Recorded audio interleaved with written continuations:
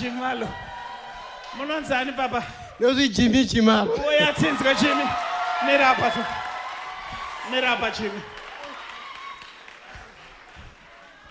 Look at the happiness. Yes. Atamba mkomana.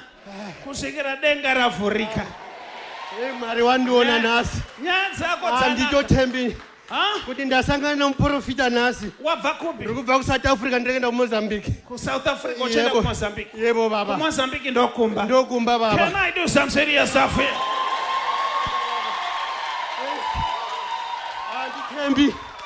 Anditembi. Ndakodzanaka mwana wamai.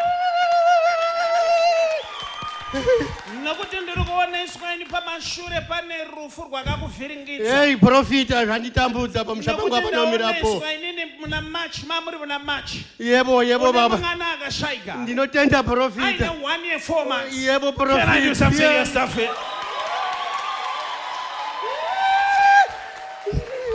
Hey. October.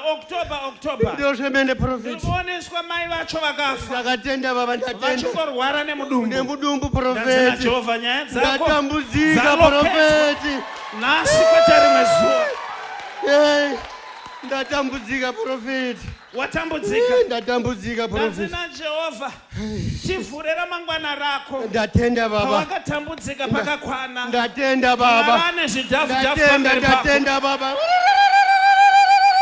Pawanga uchitamba ndaona denga ravhurika. Ndatenda Jehovah. Mwari vakati uya handimusiye uyu. Ndatenda baba. Uya handimusiye uyu. Ndatenda zvako profit. zvabhadhara. Ndatenda profit. Ndatenda baba. Hey. Ndabva ndanzi ndikusimudzwa zvakare kubasa. Yebo baba. Iyi t-shirt ndeyekubasa here. Ndekubasa prophet. Kunonzi kuchiko kubasa. Just electrically. Just electrically. Ndazina Jehovah kubasa kwako zvinake. Ndatenda prophet. Ndatenda baba. Some serious stuff. Amen baba. My name is Prophet T. Freddy. Reporting as it is written in heaven. I report what I see, what I hear, and I report the deepest mysteries and oracles of God. Omberera Jesu akurambidzwe.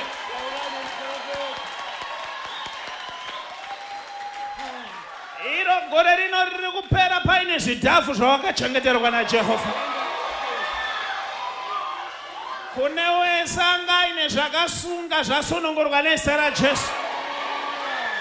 Tiri kupinda mugore ra2026 zvakadhangidzwa. Kuti dhangi. Ndatumwa naJehovha kuzodzima zvikwereti zvako zvese.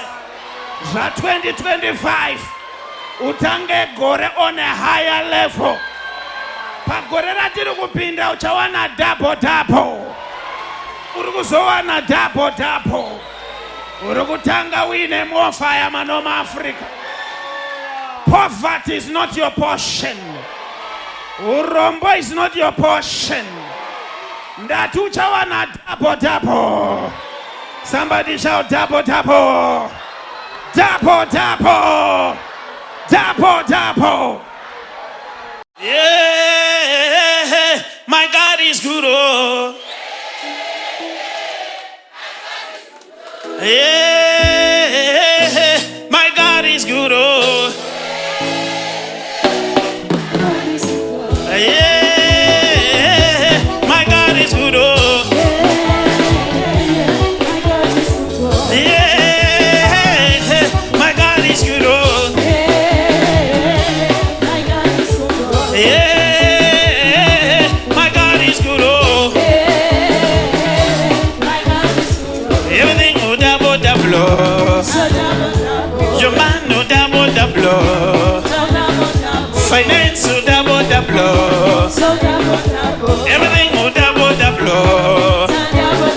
Your cash oh double double.